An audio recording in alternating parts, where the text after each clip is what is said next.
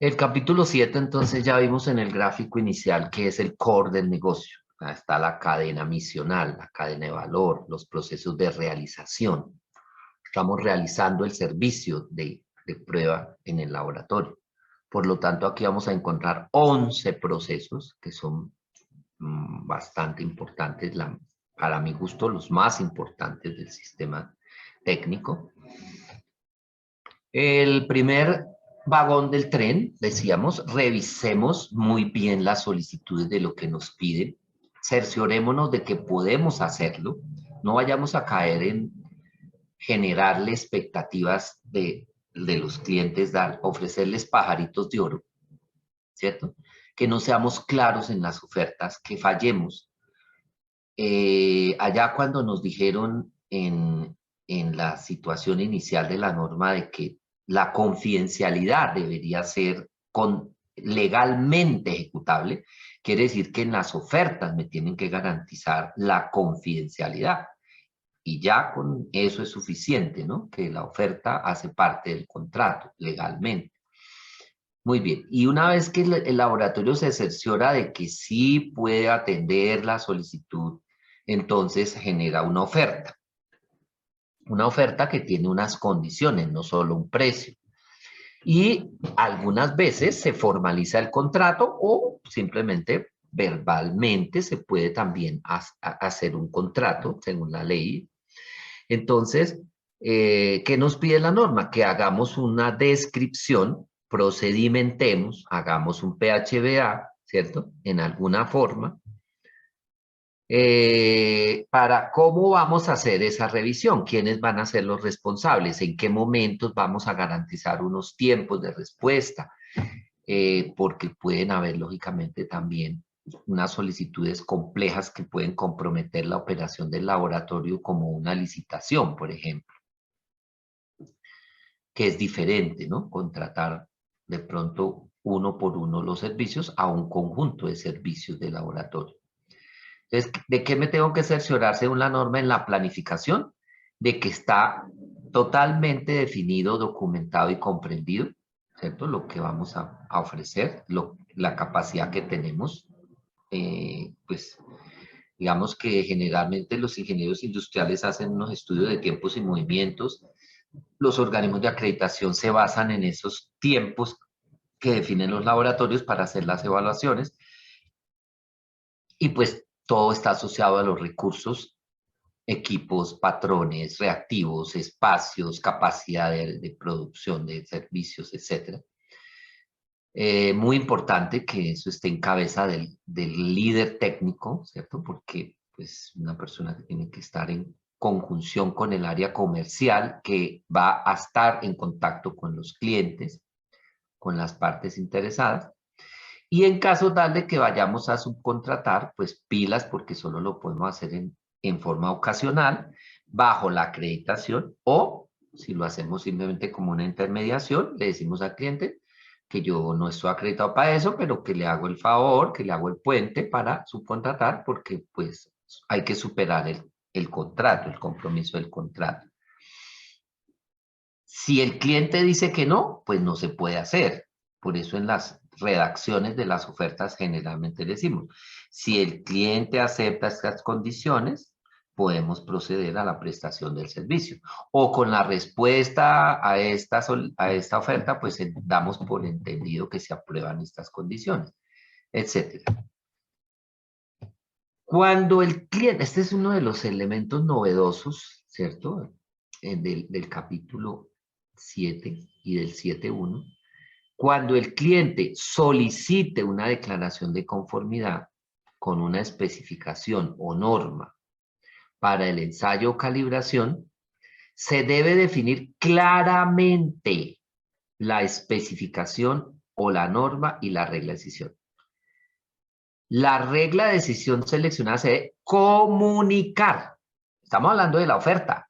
Entonces, en la oferta yo le tengo que decir al cliente y él tiene que dar el visto bueno, a menos que sea inherente. Esa palabra es muy importante. Cuando está inherente a la especificación, porque es que eso lo tiene el decreto y yo tengo que cumplir ese decreto porque estoy autorizado para hacer laboratorio por esa entidad. o la misma norma tiene involucrado, es inherente a la norma. Cuando una micropipeta la calibran, la norma dice los máximos errores permitidos de sesgo tanto, los máximos errores permitidos de precisión tantos. O sea, ahí están los requisitos, ¿cierto? Entonces, si el laboratorio decide que no va a ofrecer declaración de conformidad, lo tiene que decir como acto de transparencia, de imparcialidad en la oferta.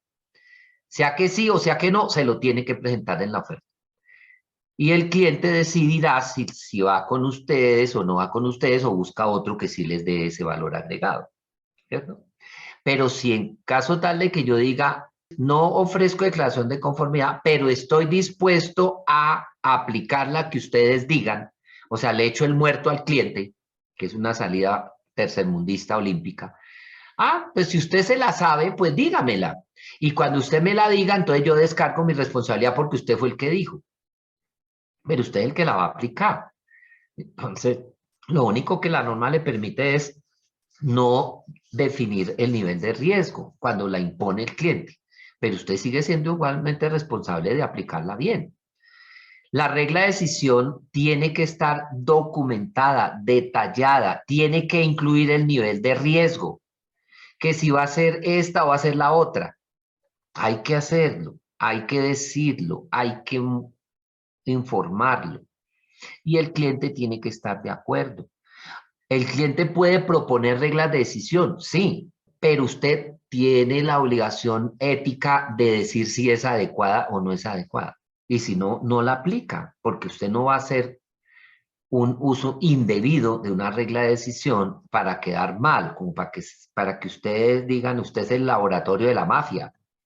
No deberíamos caer en esas categorías de ser las fichas móviles de otros que quién sabe con qué fines la buscan, ¿no? Sobre todo para cosas de reglamentación oficial, de saber si la leche tiene lactosuero o no tiene lactosueros. Entonces eso no es leche, es una mezcla de leche con lactosuero.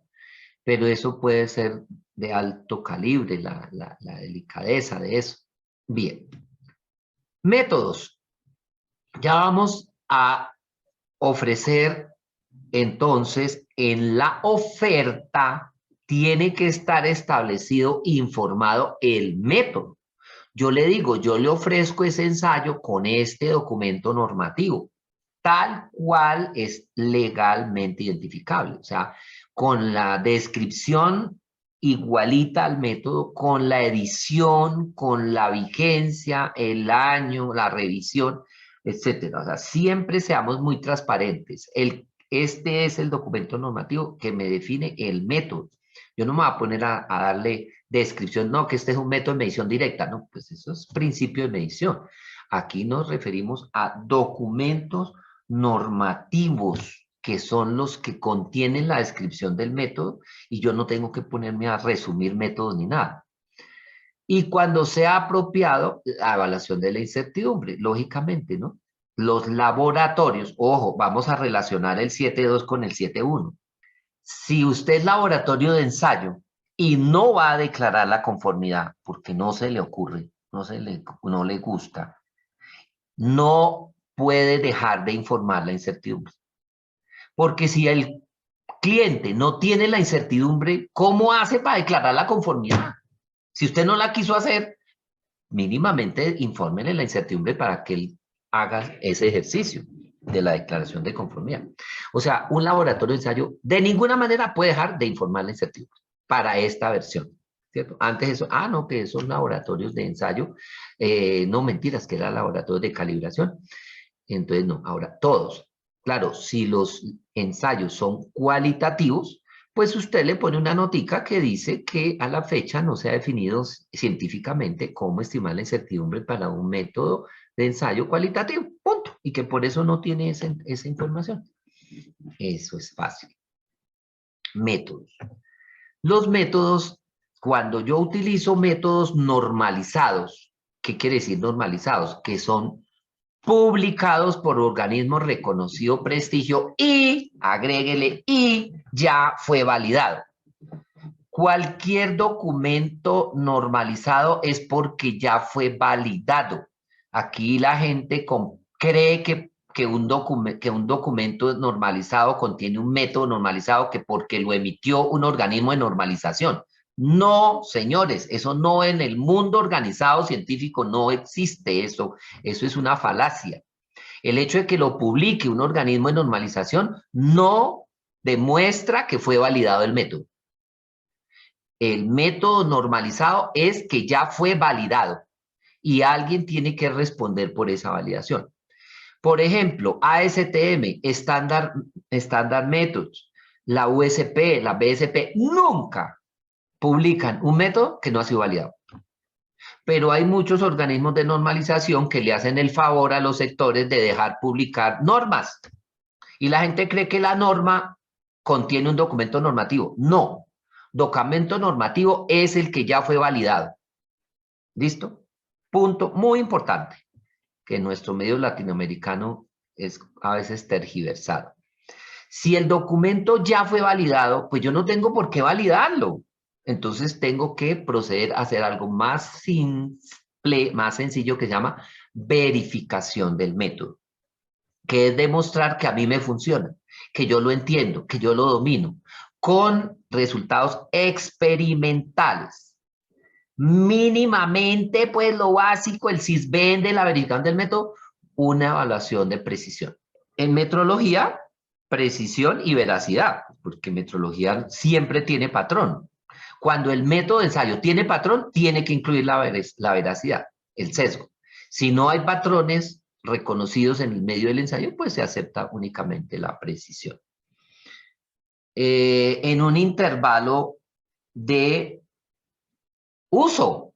Claro. Es que yo verifiqué en 10, pero lo hago hasta 1000. No, eso no sirve. Usted tiene que verificar los escenarios más exigentes.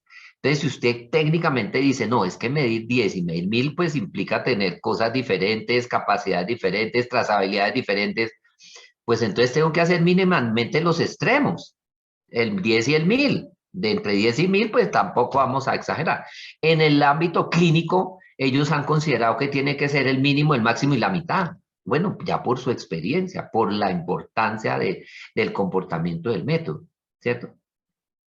Que los kits son documentos normalizados, sí, son documentos normalizados, porque ningún proveedor de kits de reactivos en el mundo organizado le dejan vender y fabricar eso sin haber validado eso.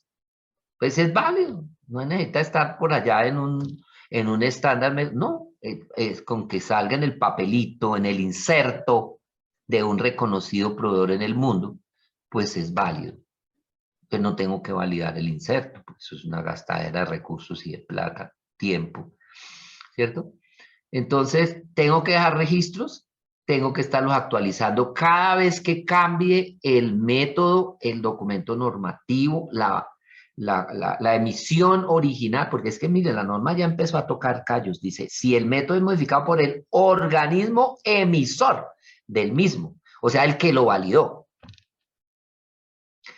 La verificación debe ser repetida en la extensión necesaria o, pues, lógicamente, si usted va a cambiar el principio de funcionamiento del método, pues le tocará una validación. Y una validación ya son grandes ligas, son palabras mayores.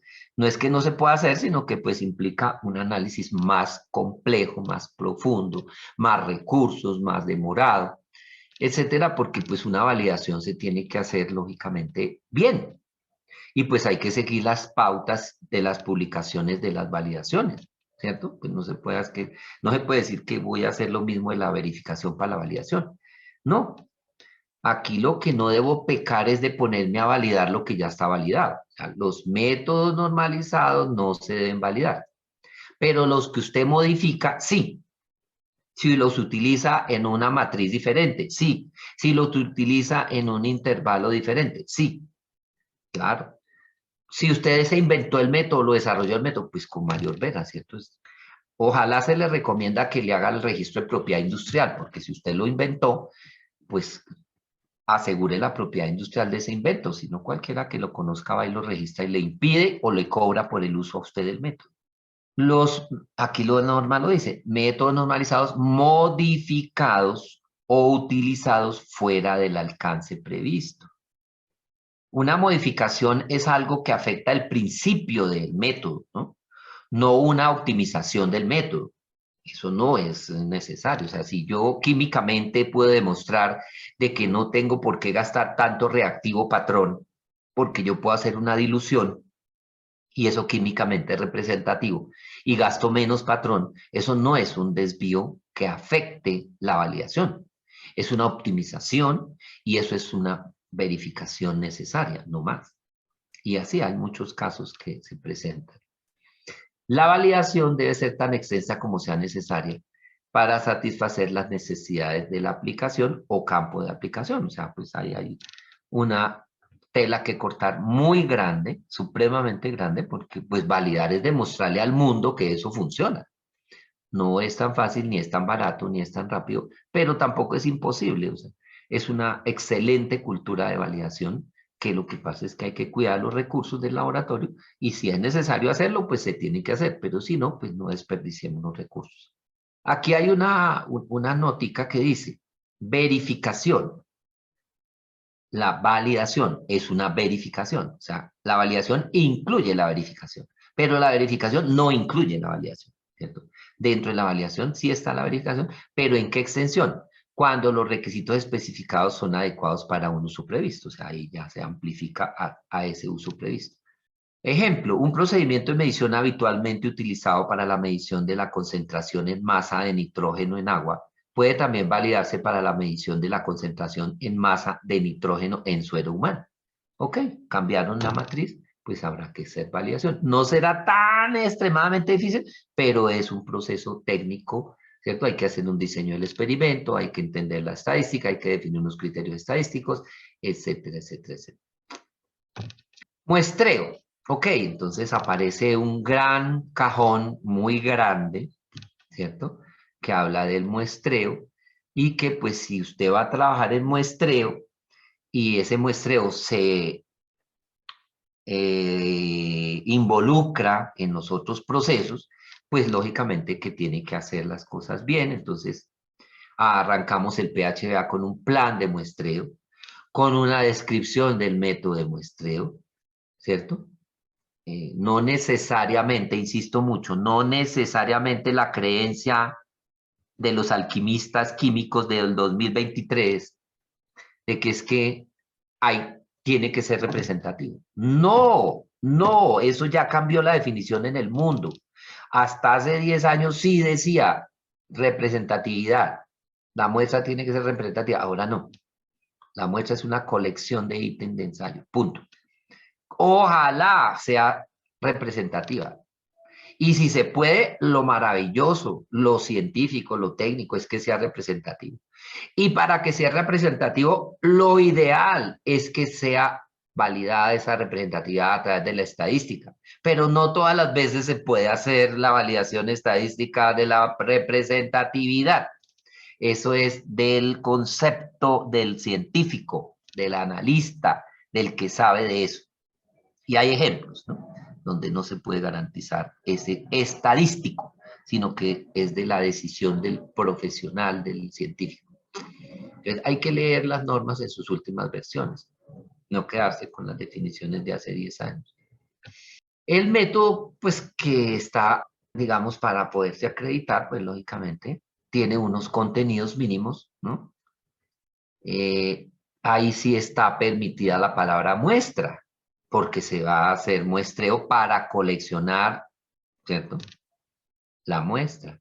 Preparación y tratamiento de la o las muestras.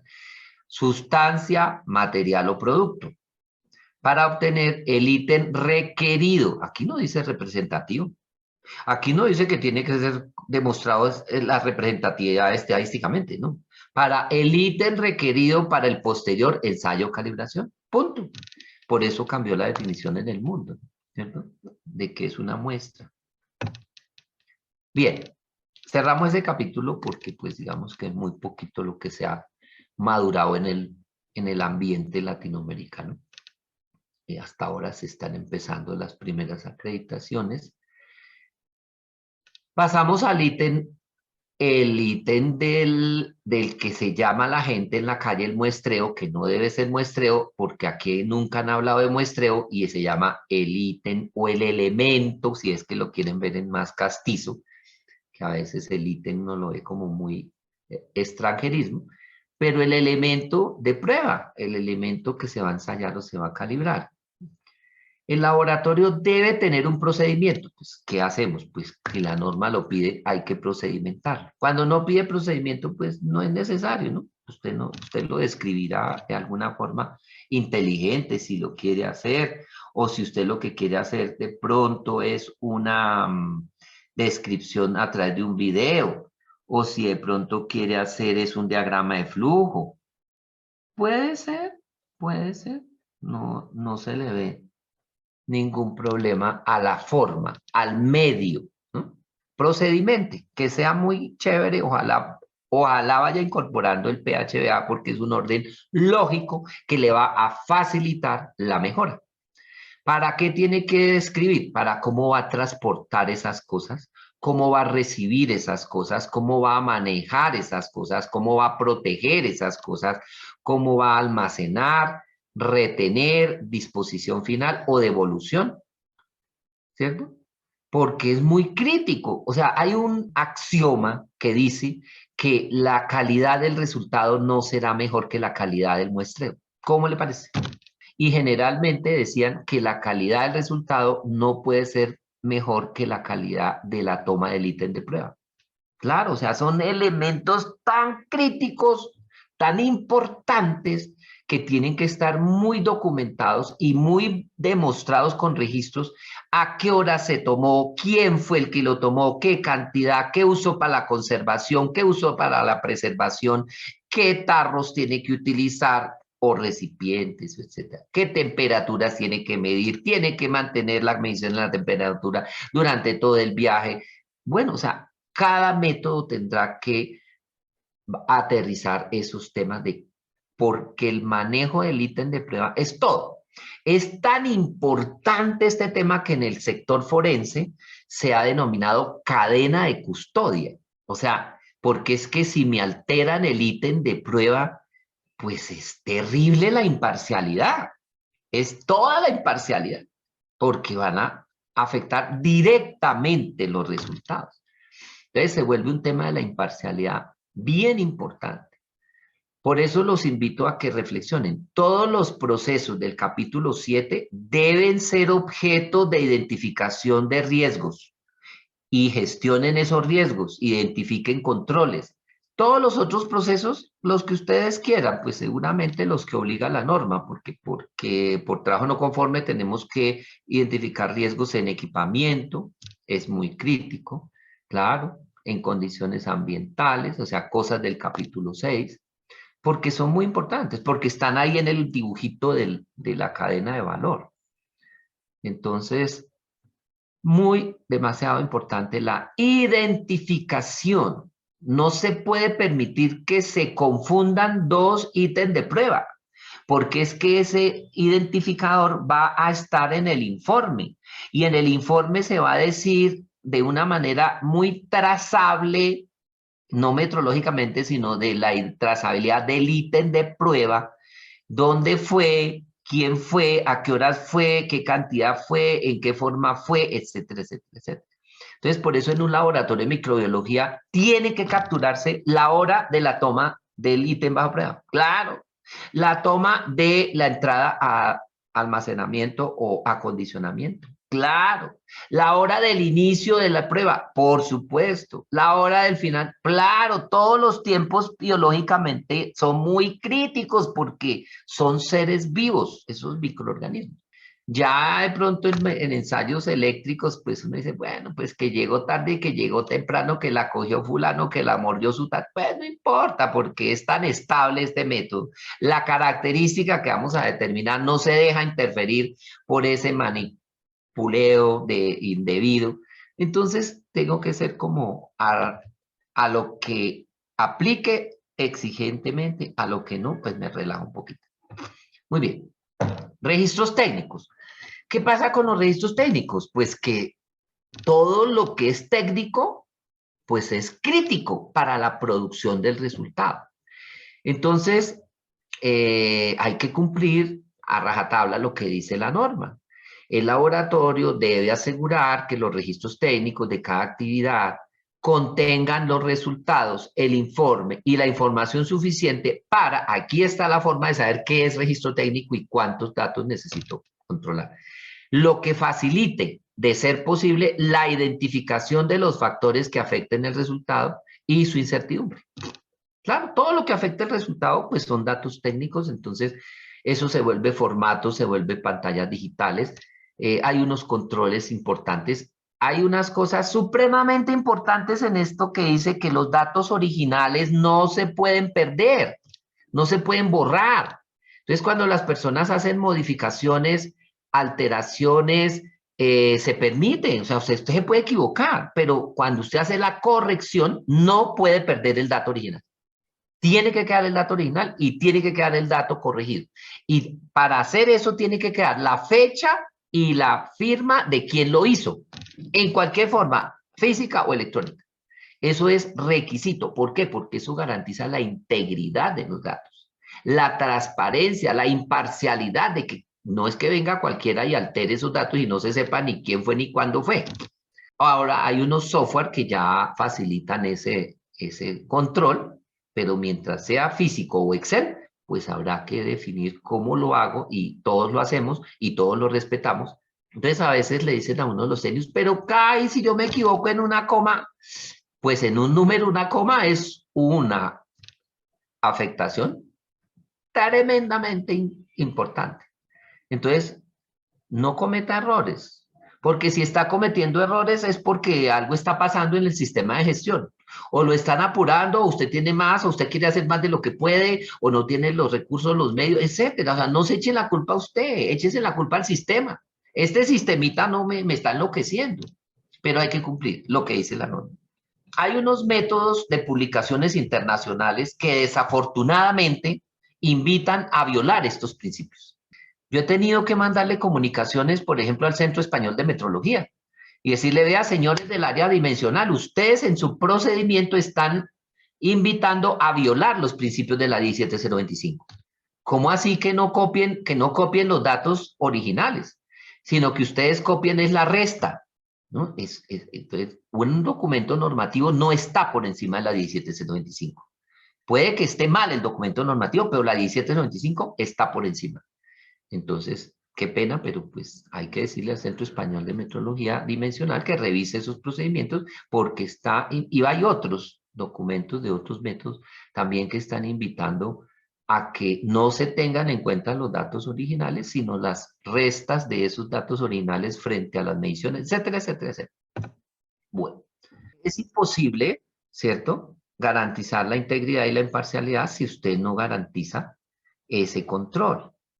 Entonces, en Excel, generalmente, cuando las personas ya no usan registros físicos, pues es muy fácil abrir en cada celda e incluir un comentario.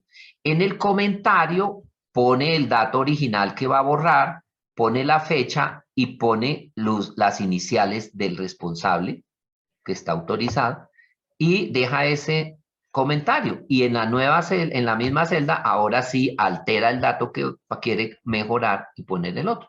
Y ya se acabó el problema, porque es que tiene que quedar, aquí no dice que solo para los registros físicos, aquí dice fecha y que se alteró, pues los datos originales no se pueden perder. Porque aquí dice observaciones originales. Todas las enmiendas tienen que ser rastreables a los datos originales. La fecha, supremamente importante. El personal que hizo eso es responsable, claro, por supuesto. Dice que no se debe perder la legibilidad al hacer esa enmienda. Claro, porque pues si lo tacho físicamente y hago un pegote, no se puede utilizar en un laboratorio liquid paper, no. No es que, ay, entonces voy a pasar a limpio los datos, pues una pérdida de tiempo, ¿no? Acostúmbrese a que el formato tiene que ser adecuado para registrar los datos y si se cometen errores, aquí hay un problema de traducción, porque aquí la traducción al español de la norma dice, y el valor correcto debe ser escrito al margen, la traducción al español, en inglés no dice eso, el valor debe ser escrito ahí al lado, es que dice, al lado, no al margen. Entonces aquí los del idioma español lo ponen por allá al margen, derecho, izquierdo, abajo, y cuando son 4 y 5 correcciones, ¿cómo hacen para hacerle trazabilidad al dato? Entonces es muy complicado, ¿no? Firmadas y visadas. Electrónicamente también, no hay excepción. Evaluación de la incertidumbre de medición. ¡Wow! Todo un capítulo, todo un proceso. No vamos a hacer ahorita un curso de incertidumbre, pero pues aquí están los lineamientos que deben cumplir, ¿cierto? Los laboratorios deben estudiar esa incertidumbre, ver cuáles son los factores que están afectando drásticamente, que es, aquí dice, al evaluar la incertidumbre de medición, todas las contribuciones que sean significativas. Entonces, a veces a mí me preguntan, es que yo no pongo esa porque para mí no es significativa. No, para usted no. Para el sistema de gestión, ¿cómo demuestra que no es significativa? Porque es que si se va a volver subjetivo, entonces ya la imparcialidad, ¿dónde queda? Porque es que a usted le parece, pero a mí sí me parece que es... No. En metrología, para demostrar que una incertidumbre no es significativa, tiene que ser de menos del 5% del valor final de la incertidumbre. Punto. Porque estamos con probabilidad de cobertura del 95%. Entonces, se tienen en cuenta todas las incertidumbres. Las que matemáticamente en algún momento den menos del 5%, las puedo despreciar. Pero puede ser que más adelante aparezcan. Entonces, no las puedo eliminar.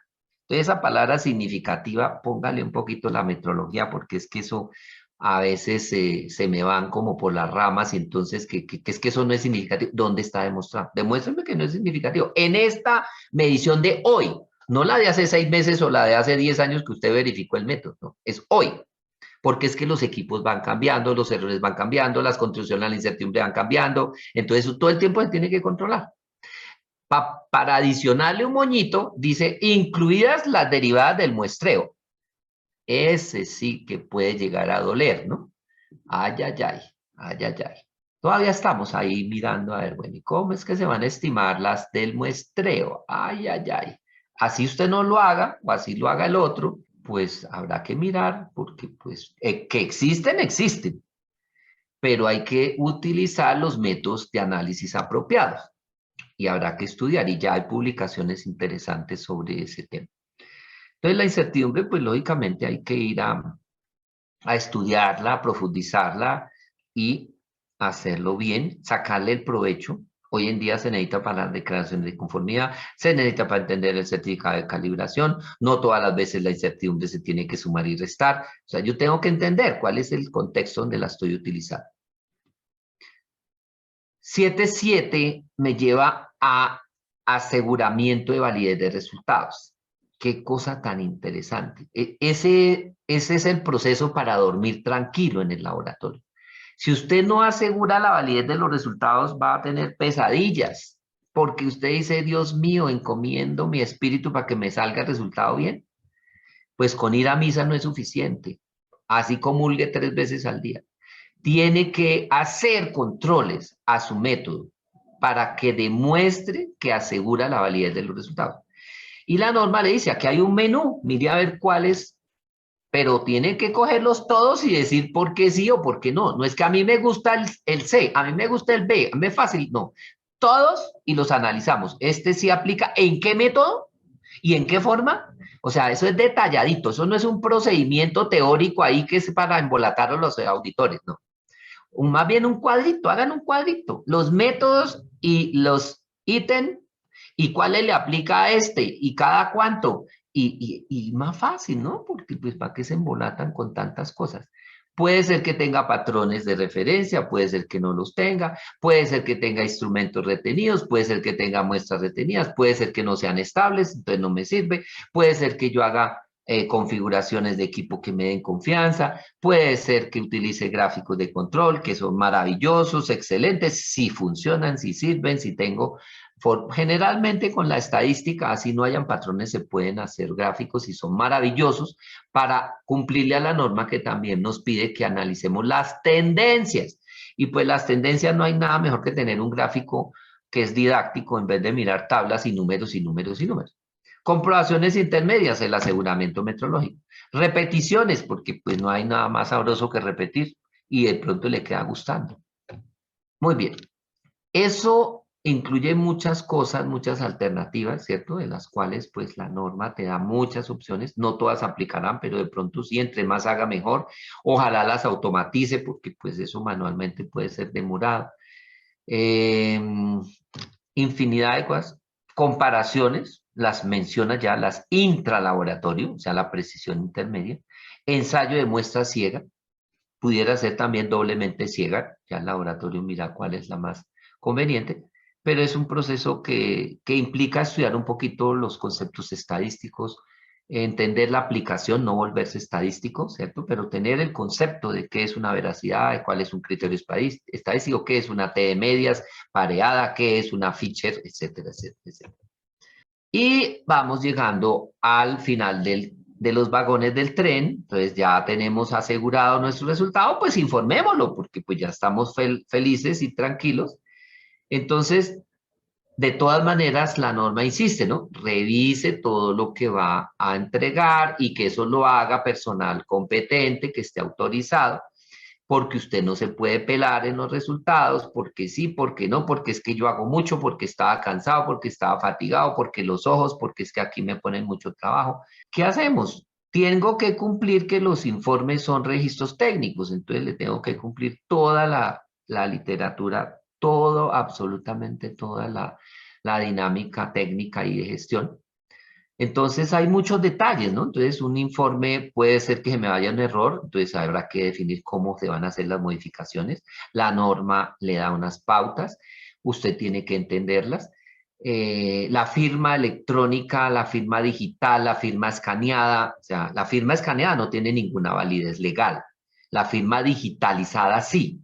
La firma del PDF sirve si yo compré el Acrobat, pero si eso es gratis, eso no sirve, o sea, eso no es legal, etcétera. Si yo digitalicé la firma, vale. Si yo la firmé en físico, pues claro, que esa es la más válida de todas, ¿no es cierto? Si hay subcontrataciones, si hay proveedores externos, pues si los autorizó el cliente, si hay información de muestreo, muchas cosas que habrá que decir en ese informe. Y aquí lo que le ofrecí en la oferta se lo tengo que cumplir en el informe. Entonces yo le dije a usted tal cosa de declaración de conformidad, aquí va. Y se la declaro. Entonces generalmente hablamos de reglas de aceptación simple, de reglas de aceptación conservadora. Para unos casos aplica una, para otros casos aplica otra. Que algunas veces quisiera yo estimar la probabilidad del nivel del riesgo. Maravilloso. Pues porque aquí dice, ¿no? Cuando se proporcione esa declaración de conformidad con un requisito, una especificación, una norma, pues tiene que documentarla. Tiene que aparecer en el informe cuál es la regla. Y tiene que decirme el nivel de riesgo que implica aplicar esa riesgo. Y, y ya, aplíquela. Y deme el conforme o no conforme. Quítense de la cabeza esa costumbre del cumple o no cumple. Eso en ninguna parte existe en la conformidad, se llama conformidad. Entonces usemos la palabra conforme y no conforme. Conforme a un requisito, no conforme por ese requisito. Pero cumple o no cumple es aptitud para el uso. No, no, no, eso es muy diferente. Eso es opiniones e interpretaciones. Decir que eso cumple, ¿cumple qué? ¿Cumple para qué? ¿Conforme o no conforme? Aquí habla de declaración de conformidad. Cuando la regla la puso el cliente y yo la acepté, o la puso la ley y yo la tengo que aceptar porque no la puedo cambiar, pues no tengo que decir el nivel de riesgo, ni tengo que estudiarlo. Entonces ya listo, ya lo hizo alguien, ya de antemano está garantizado que eso está bien. Tengo que decir la declaración de conformidad completica, aquí A, B, C. ¿A qué aplica?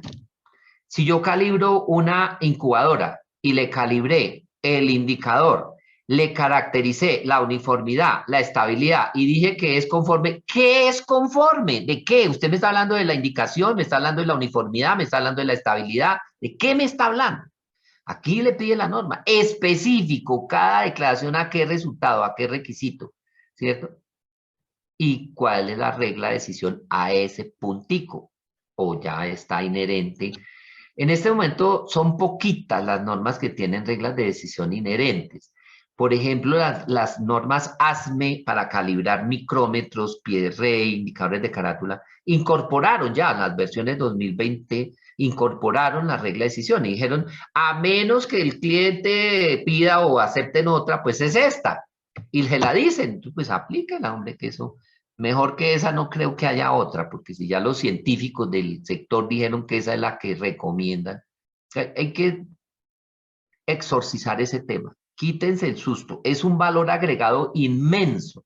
Ustedes no saben cuánto aprecia a un cliente que el laboratorio, que es una entidad técnica, científicamente creíble, diga una declaración de conformidad. Eso es maravilloso. Que no quede en manos de los de afuera. Ah, no, es que a mí me parece que eso hay que sumarle. No, al otro dice que esto hay que restarle. No, es que tiene que cumplir con ambos.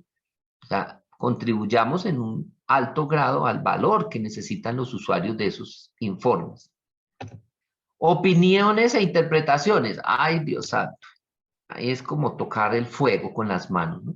Entonces, si usted va a hacerlo porque no está prohibido hacerlo, pues aquí lo que tiene que es sustentarlas, justificarlas, separarlas como con un título. Dice, bueno, de aquí para adelante voy a empezar a opinar e interpretar.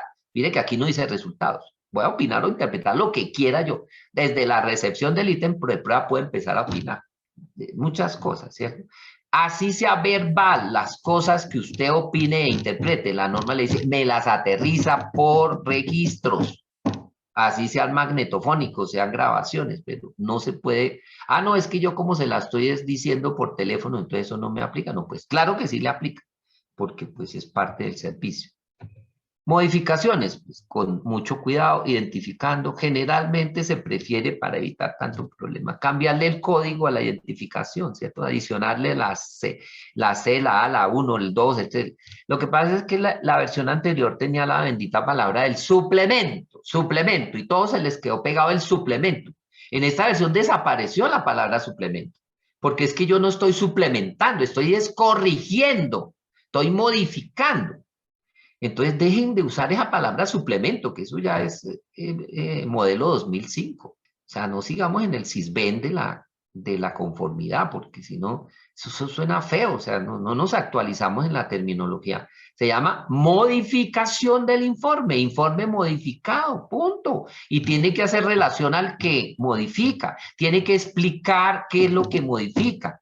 ¿Cierto? Pues, identificarlo claramente, dice la norma. No es que yo se lo mandé y nadie sabe que este mata el anterior. ¿Y qué fue lo que le modifiqué? Ah, no sé, averígüelo, compárelo. No, la norma es específica.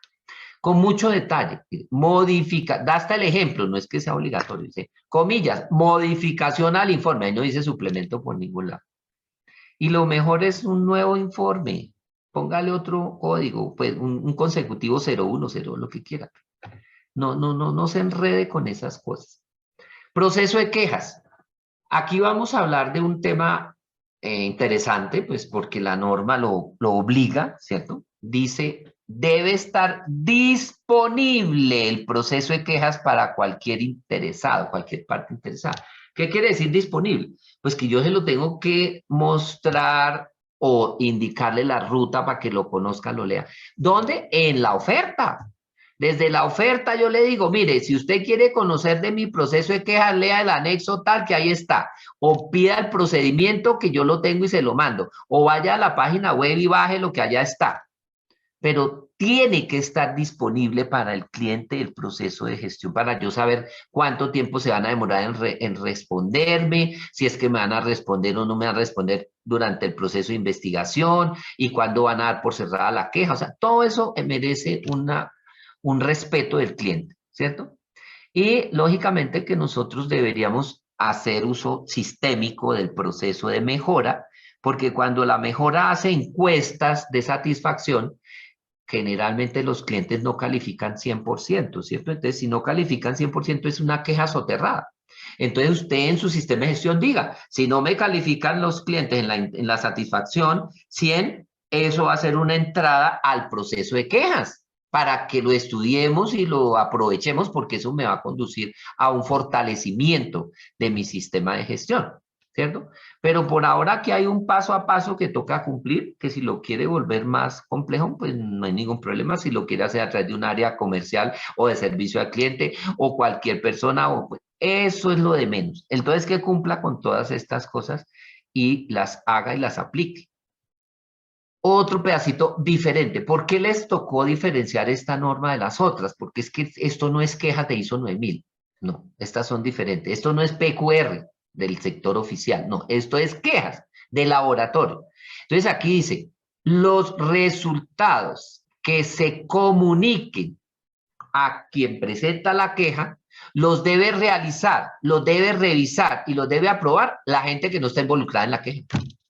Porque es la imparcialidad que está por todos lados, ¿cierto? Es la sangre que está por todo el sistema, la imparcialidad.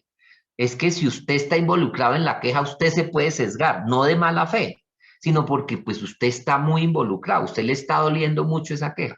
Entonces tiene que ser reportado. Yo siempre les digo a los gerentes, firmen ustedes las quejas, entérense de los problemas de su laboratorio. ¿Para qué meten en problemas de imparcialidad al jefe de gestión? ¿Para qué meten al director técnico? Ellos investigan, pero usted mande sus cartas con su firma. ¿Qué mejor? ¿Qué mejor que el líder administrativamente sea el que pone la cara a los problemas y aprende de eso, ¿cierto? Y se preocupa porque no vuelva a suceder. ¿Lo puede hacer externo? Sí, claro, usted puede contratar todos los servicios externos que quiera. No hay ningún problema.